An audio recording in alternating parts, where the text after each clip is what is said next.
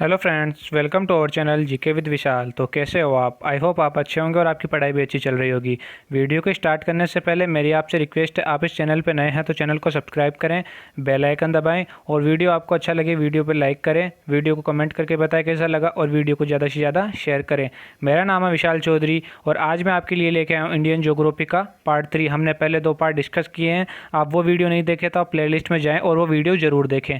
ये क्वेश्चन आपके हर एक एग्ज़ाम के लिए बहुत ही ज़्यादा इंपॉर्टेंट हैं, इनमें से बाहर कुछ भी नहीं जाएगा। और आप अगर मेरा टेलीग्राम चैनल ज्वाइन करना चाहते हैं तो आप चैनल को डिस्क्रिप्शन में दी गई लिंक से भी ज्वाइन कर सकते हैं, या फिर आप सर्च करें जीके विद विशाल, आपको चैनल मिल जाएगा। आप ज्वाइन करें, वहाँ पे आपको वीडियो अपडेट्स और पीडीएफ टाइम टू टाइम मिलती रहेगी। तो चलिए आज का वीडियो स्टार्ट करते हैं। आज का हमारा पहला क्वेश्चन है, सर्वाधिक राज्यों की सीमाओं से लगा राज्य कौन सा है? यानी कौन से राज्य की सीमाएं सबसे ज़्यादा दूसरे राज्यों से लगती है, या फिर कौन सा राज्य सबसे ज़्यादा दूसरे राज्यों के टच में है। ऑप्शन पहला है राजस्थान, ऑप्शन दूसरा है सिक्किम, ऑप्शन तीसरा है उत्तर प्रदेश, ऑप्शन चौथा है कोई नहीं। तो इस क्वेश्चन का राइट आंसर होगा उत्तर प्रदेश। उत्तर प्रदेश राज्य की सीमा सबसे ज़्यादा दूसरे राज्यों से लगती है। अब मैं आपको ये मैप के थ्रू समझाता हूँ। तो ये है मैप में उत्तर प्रदेश। उत्तर प्रदेश की राजधानी क्या है? लखनऊ। और लखनऊ से आपको मोस्ट इंपॉर्टेंट बात ये याद रखनी है, जो लखनऊ शहर है ये कौन सी नदी के किनारे बसा हुआ है? गोमती नदी के किनारे। उत्तर प्रदेश के सीएम कौन है? योगी आदित्यनाथ। और उत्तर प्रदेश के गवर्नर कौन है? अनुसुईया उइके। अब हम बात करें उत्तर प्रदेश के सीमावर्ती राज्यों की, तो उत्तर प्रदेश की सीमा जिन जिन राज्यों से टच होती है, एक है उत्तराखंड, एक है हिमाचल प्रदेश, एक है हरियाणा, एक है राजस्थान, एक है मध्य प्रदेश, एक है छत्तीसगढ़, एक है झारखंड, एक है बिहार। ऐसे करके ये कुल टोटल 8 राज्य हैं। कितने? 8 राज्यों से उत्तर प्रदेश की सीमा लगती है। और उत्तर प्रदेश की सीमा एकमात्र केंद्र शासित प्रदेश से लगती है, वो कौन सा है? न्यू दिल्ली। आपको याद रखना है। अब हम चलते हैं हमारे नेक्स्ट क्वेश्चन पे। अब हमारा अगला क्वेश्चन, भारत के कौन से राज्य की तटरेखा सबसे ज़्यादा लंबी है? ऑप्शन पहला है केरल, ऑप्शन दूसरा है गुजरात, ऑप्शन तीसरा है तमिलनाडु, ऑप्शन चौथा है गोवा। तो इस क्वेश्चन का राइट आंसर होगा गुजरात। यानी भारत के गुजरात राज्य की तटरेखा सबसे ज़्यादा लंबी है। अब ये कितनी लंबी है, इसकी लंबाई कितनी है? तो इसकी लंबाई है 1663 किलोमीटर। कितनी? 1663 किलोमीटर। अब मैं आपको गुजरात की लोकेशन मैप में बताता हूँ। तो ये है मैप में गुजरात। गुजरात की राजधानी क्या है? गांधीनगर। और ये है गुजरात की तटीय रेखा, जो कितनी है? 1663 किलोमीटर। अब बात करें गुजरात की, तो गुजरात के सीएम कौन है? विजय रूपाणी। गुजरात के गवर्नर कौन है? आचार्य देवव्रत। बात करें गुजरात के पड़ोसी राज्यों की, तो गुजरात के पड़ोसी राज्य हैं राजस्थान, मध्य प्रदेश और महाराष्ट्र।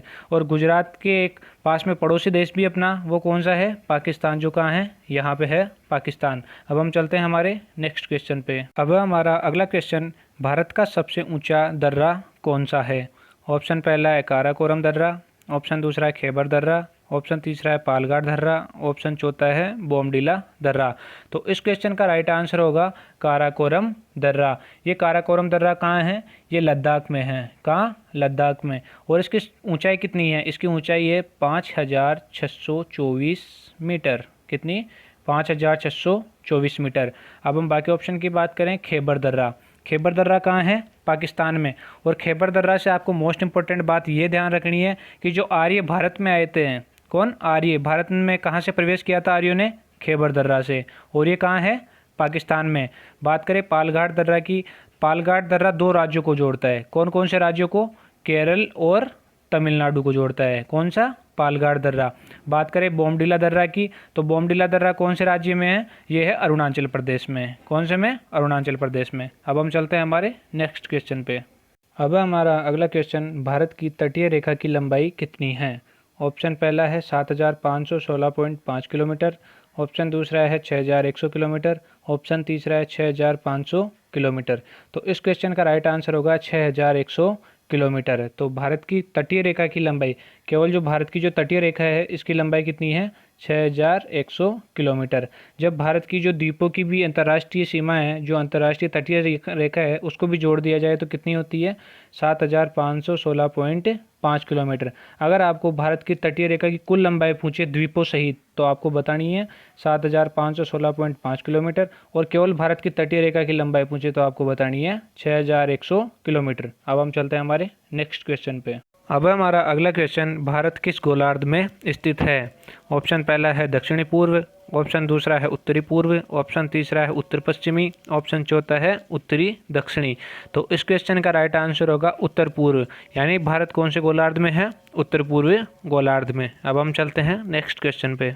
अब हमारा अगला क्वेश्चन, आम्र वर्षा क्या है, यानी मैंगो शावर क्या है?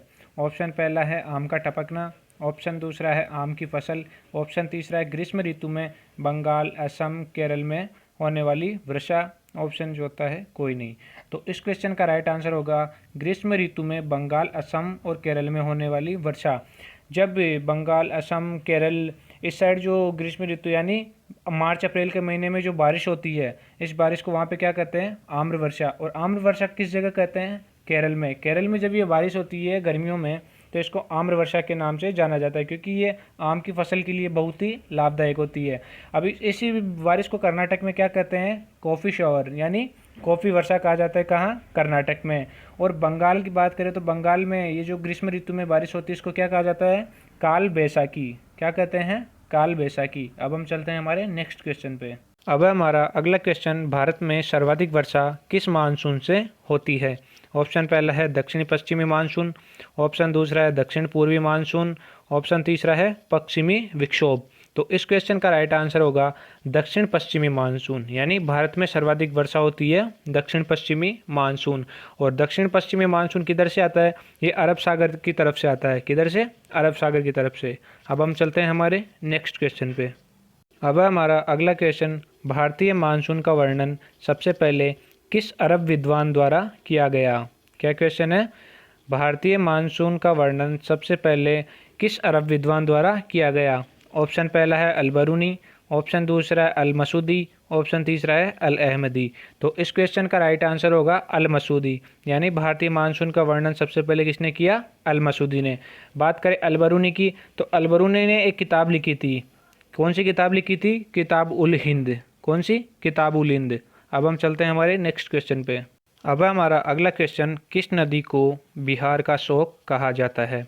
ऑप्शन पहला है ब्रह्मपुत्र नदी को, ऑप्शन दूसरा है शारदा नदी को, ऑप्शन तीसरा है कोसी नदी को, ऑप्शन चौथा है गोदावरी नदी को।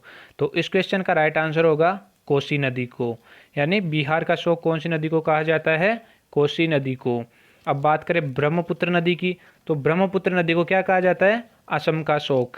क्या कहा जाता है? असम का शोक। और ब्रह्मपुत्र नदी से आपको एक मेन इंपॉर्टेंट बात ये याद रखनी है, जो माजुली द्वीप है। कौन सा द्वीप? माजुली द्वीप। कौन सी नदी पर है? ब्रह्मपुत्र नदी पे। और माजुली द्वीप एशिया का सबसे बड़ा नदी द्वीप है। क्या है? एशिया का सबसे बड़ा नदी द्वीप। बात करें शारदा नदी की तो शारदा नदी को क्या कहा जाता है? गौरी गंगा। क्या कहते हैं? गौरी गंगा। बात करें गोदावरी नदी की, गोदावरी नदी है क्या? प्रायद्वीपीय भारत की सबसे लंबी नदी, यानी प्रायद्वीपीय भारत की सबसे लंबी नदी है गोदावरी। इसकी लंबाई कितनी है?